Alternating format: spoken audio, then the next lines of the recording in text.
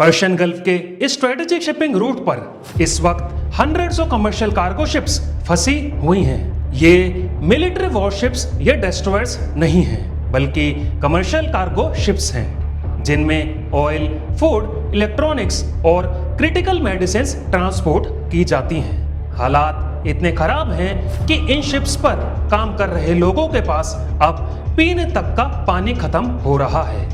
आपको लगता होगा कि आप एक और मिडल ईस्ट वॉर की न्यूज देख रहे होंगे, लेकिन असली क्राइसिस यहाँ है। अमेरिका के एक गलत फैसले से अचानक दुनिया की एक क्वार्टर ऑयल सप्लाई पूरी तरह से शट डाउन हो चुकी है। ग्लोबल शिपिंग सीवियरली डिसरप्ट हो चुकी है और इंटरनेशनल मार्केट्स पैनिक मोड में एंटर कर चुके हैं। ये सिर्फ एक मिलिट्री कॉन्फ्लिक्ट नहीं है।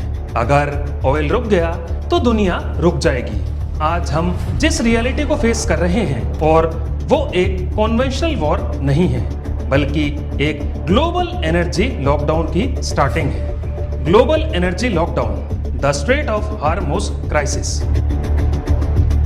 28 फरवरी 2026 को यूएस और इजराइल के कोऑर्डिनेटेड स्ट्राइक्स ने सिर्फ स्ट्रेट ऑफ हार्मुज पर क्राइसिस ट्रिगर नहीं किया, बल्कि ईरान के सुप्रीम लीडर की डेथ के साथ पूरे रीजन के पावर बैलेंस को ही हिलाकर रख दिया। इसके बाद ये कॉन्फ्लिक्ट एक नए फेज में एंटर हो गया, जहां रिटेलिएशन और एस्केलेशन दोनों और एग्रेसिव हो गए। फिर 18 मार्च 2026 को इजराइल ने साउथ पार्स गैस फील्ड पर बॉम्ब गिरा दिया। ये दुनिया का सबसे बड़ा गैस फील्ड है, जिसे ईरान और कतर आपस में शेयर करते हैं। इसके बाद ईरान ने रिटेलिएशन में इजराइल की सबसे बड़ी oil refinery Haifa oil refinery पर स्ट्राइक किया, जिससे रिफाइनरी ऑपरेशंस को डायरेक्ट नुकसान पहुंचा। इस एस्केलेशन के चलते ईरान द्वारा दुनिया का सबसे बड़ा critical energy choke point strait of Hormuz को ब्लॉक कर दिया गया। ये सिचुएशन इतनी वॉलेटाइल हो गई कि यूएस प्रेसिडेंट डोनाल्ड ट्रंप ने डायरेक्टली अनाउंस किया कि अगर ईरान 48 आवर्स के अंदर स्ट्रेट ऑफ हार्मुज को ओपन नहीं करता तो यूएस उनके मेजर पावर प्लांट्स को डिस्ट्रॉय कर देगा। अभी लेटेस्ट अपडेट ये है कि प्रेसिडेंट ट्रंप ने डेडलाइन को 6 अप्रैल 2026 तक एक्सटेंड कर दिया है, क्योंकि उनकी बातचीत चल रही है। लेकिन स्ट्रेट ऑफ हार्मुज इतना क्रिटिकल क्यों है?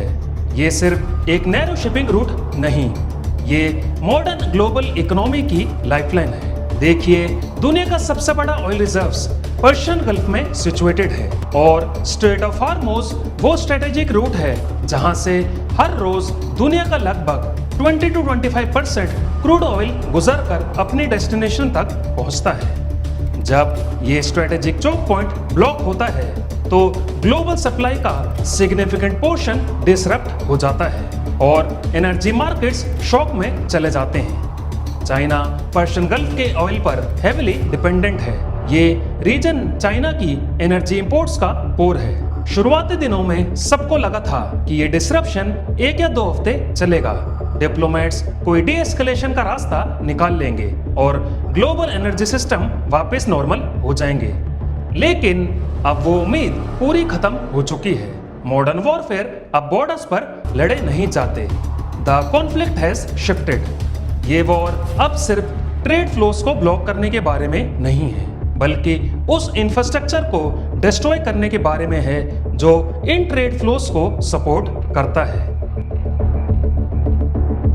जब एक शिपिंग लेन ब्लॉक होती है तो पॉलिटिकल सेटलमेंट के बाद वो रूट दोबारा खुल सकता है, लेकिन जब एक गैस फील्ड या रिफाइनरी पर डैमेज होता है तो वो किसी सीजफायर डॉक्यूमेंट पर साइन करने से रिस्टार्ट नहीं होता।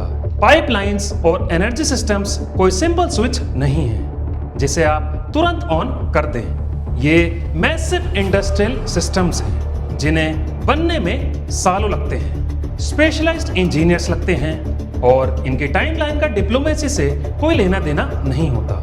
इसका सबसे बड़ा एग्जाम्पल है कतर की रास लफान फैसिलिटी। एक ड्रोन अटैक ने इस प्लांट को बुरी तरह से डैमेज कर दिया और ये कोई आम फैसिलिटी नहीं है। कतर की ये मैसिव फैसिलिटी पूरी दुनिया का लगभग 20% लिक्विफाइड नेचुरल गैस सप्लाई का कोर हब है। पहले लग रहा था कि इसे ठीक होने में कुछ हफ्ते या महीने लगेंगे, लेकिन अब वार्निंग्स आ रही हैं कि इस फैसिलिटी को फुल्ली रिपेयर होने में 3 to 5 इयर्स लगेंगे। इटली, बेल्जियम, साउथ कोरिया और चाइना के लॉन्ग टर्म एनर्जी कॉन्ट्रैक्ट्स अब होल्ड पर हैं। डिसरप्शंस अब शॉर्ट टर्म नहीं रहे, अब उनका इंपैक्ट हफ्ते, महीने और सालों तक स्ट्रेच हो रहा है। ऑयल प्राइसेस $100 के ऊपर $105 to $110 के आसपास हैं। पीक में $126 पर बैरल तक पहुंच चुके थे। एक्सपर्ट्स वार्न कर रहे हैं, अगर ये सिचुएशन ठीक नहीं हुई तो ऑयल प्राइसेस तेजी से $150 पर बैरल तक क्रॉस कर सकता है और कुछ एनालिस्ट 175 तक के वर्स्ट प्रोजेक्शंस दे रहे हैं। लेकिन इसका इफेक्ट सिर्फ पेट्रोल पंप्स या फ्लाइट टिकट्स तक नहीं रुकता। एक चेन रिएक्शन या डोमिनो इफेक्ट पूरी दुनिया में शुरू हो चुका है। हार्मोज ब्लॉक होने की वजह से फर्टिलाइजर का मूवमेंट कई हफ्तों पहले ही रुक गया था। इसका सीधा मतलब यह है कि स्प्रिंग सीजन जो फसल उगेगी वो आमतौर से वीक होगी। कम हार्वेस्ट का सीधा मतलब है फूड प्राइसेस इस साल ही नहीं बल्कि आने वाले सालों तक शार्पली एस्केलेट करेंगे। राइजिंग ट्रकिंग कॉस्ट पूरी सप्लाई चेन को पुश कर रहे हैं, जिससे एंड कंज्यूमर तक हर प्रोडक्ट का प्राइस इंक्रीज होगा। इस क्राइसिस का असर आम आदमी की डेली लाइफ में दिखने लगा है और अगर आपको लग रहा है कि ये सिर्फ मिडिल ईस्ट का इशू है तो जरा रुकिए। श्रीलंका और बांग्लादेश में ऑफिशियल फ्यूल रेशनिंग शुरू हो चुकी है, जबकि साउथ कोरिया ने सिर्फ पब्लिक सेक्टर के लिए रिस्ट्रिक्शंस लगाई हैं और जापान फिलहाल सब्सिडीज और इमरजेंसी रिजर्व्स का इस्तेमाल कर रहा है। ऑस्ट्रेलिया में लोग इतने परेशान हो चुके हैं कि सड़कों पर खड़ी गाड़ियों से और फार्म्स के अंदर जाकर फ्यूल निकाल रहे हैं। ग्लोबल एनर्जी शॉर्टेज का सबसे ज्यादा बर्डन इंडिया, साउथ एशिया और अफ्रीका जैसे डेवलपिंग रीजन्स को उठाना पड़ता है। 2022 में भी ऐसा पैटर्न दिखा था। यूरोप ने गैस सिक्योर करने के लिए एग्रेसिव बाइंग की, जिससे लिमिटेड ग्लोबल सप्लाई पर प्रेशर बढ़ा और प्राइसेस स्पाइक हो गए। रिजल्ट ये हुआ कि पूरर कंट्रीज मार्केट से बाहर हो गए। बांग्लादेश ने ब्लैकआउट्स फेस किए और श्रीलंका एक डीप इकोनॉमिक क्राइसिस में चला गया। एक्सट्रीम सिनेरियोज में जो ग्रेन्स यूक्रेन से सोमालिया जाना चाहिए था, वो ग्रेन्स जर्मनी को डाइवर्ट कर दिया गया, सिर्फ इसलिए क्योंकि वहां हायर पेइंग बायर्स अवेलेबल थे। इंडिया, जहां 80% ऑयल इंपोर्ट होता है, ये क्राइसिस सिर्फ ग्लोबल हेडलाइन नहीं, ये सीधा घर के बजट का क्राइसिस बन सकता है। इस सिस्टम क्रैश को हैंडल करने के लिए इंटरनेशनल एनर्जी एजेंसी IEA ने 10 इमरजेंसी मेजर्स निकाल दिए हैं, जिनमें वर्क फ्रॉम होम, व्हीकल्स के हाईवे पर स्पीड कम करना और एयर ट्रैवल लिमिट करना शामिल है। वैसे तो ये रूल्स स्ट्रिक्टली अमेरिका और यूरोप जैसे रिच IEA मेंबर देशों के लिए बनाए गए हैं, लेकिन जब ग्लोबल सप्लाई स्क्वीज होती है तो इंडिया जैसे इंपोर्ट डिपेंडेंट इकोनॉमीज को भी इनडायरेक्टली ऐसे रिस्ट्रिक्शंस का प्रेशर फेस करना पड़ता है। लेकिन इस पूरे सिस्टम के पीछे एक हिडन जियोपॉलिटिक्स है, एक ऐसी हिस्ट्री है जो आज के क्राइसिस को समझने के लिए सबसे जरूरी है। लेकिन ये स्टोरी आज की नहीं है, इसकी जड़ 70 साल पुरानी है। ये क्राइसिस सिर्फ पिछले कुछ सालों का नतीजा नहीं है। इस जियोपॉलिटिकल गेम की शुरुआत 1953 में हुई थी, जब यूके के प्राइम मिनिस्टर विंस्टन चर्चिल की गवर्नमेंट ने CIA की बैकिंग के साथ ईरान की डेमोक्रेटिकली इलेक्टेड मोसादेक गवर्नमेंट को टॉपल करने के लिए एक कूप यानी तख्ता पलट लॉन्च किया था। उनका कसूर सिर्फ इतना था कि वो अपनी एंग्लो ईरानियन ऑयल कंपनी को नेशनलाइज करना चाहते थे, ताकि उनके देश का तेल फॉरेन कंट्रोल से आजाद हो सके। ये कूप सक्सेसफुल हुआ, वहां डिक्टेटरशिप आई और वही कंपनी आगे चलकर ब्रिटिश पेट्रोलियम या बीपी बन गई। आज दुनिया का एनर्जी सिस्टम कोई फ्री मार्केट नहीं है। ये एक ऐसा लूप है जहां फॉसिल पावर सिर्फ इकोनॉमिक्स को नहीं बल्कि उन पॉलिटिकल और मिलिट्री सिस्टम्स को फ्यूल करता है जो इस पावर को प्रोटेक्ट करते हैं। आगे क्या होगा, ये सिनेरियो और भी टेरिफाइंग है। जब वॉर एनर्जी इंफ्रास्ट्रक्चर पर आती है तो उसका प्राइस डायरेक्टली एनवायरनमेंट चुकाता है। जब इजराइल ने ईरान के ऑयल स्टोरेज फैसिलिटीज पर स्ट्राइक की तो आसमान से लिटरली टॉक्सिक स्लज, सूत और स्मोक की ब्लैक रेन तेहरान के करीब 1 करोड़ लोगों पर गिरी। लोगों की आंखें जल रही थी, सांस लेना मुश्किल हो रहा था। लोकल्स ने इस एनवायरनमेंट को एपोकलिप्टिक और आसमान को लिविंग हेल बताया।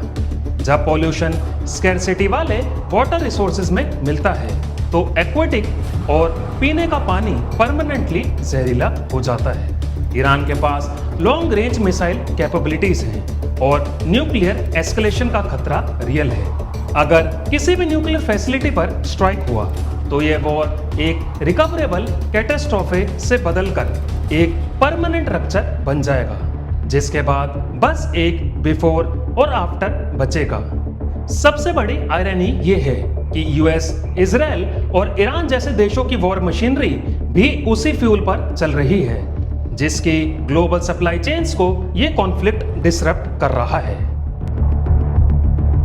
लेकिन इस क्राइसिस का एक्चुअल सॉल्यूशन सिर्फ एसी बंद करना या हाईवे पर अपनी गाड़ियों की स्पीड कम करना नहीं है, जैसा IEA सजेस्ट कर रहा है। इस क्राइसिस ने दुनिया के सामने एक क्लियर मैसेज रख दिया है कि प्रॉब्लम सिर्फ डिमांड की नहीं, पूरे सिस्टम की है।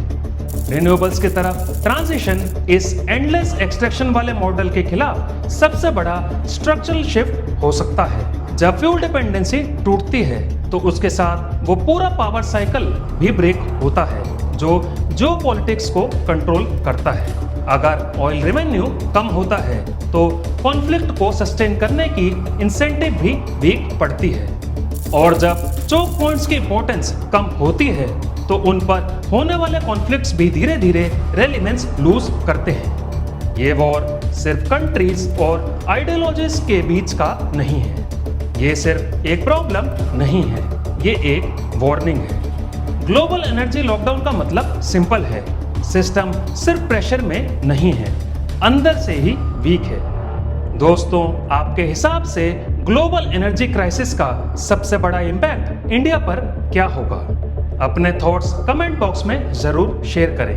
अगर आपको यह वीडियो पसंद आई तो इस वीडियो को लाइक करें और हमारे YouTube चैनल को सब्सक्राइब कीजिए। हम बहुत जल्द मिलेंगे एक नए विषय के साथ आप सभी से। आप सभी दर्शकों को मेरा हार्दिक नमस्कार।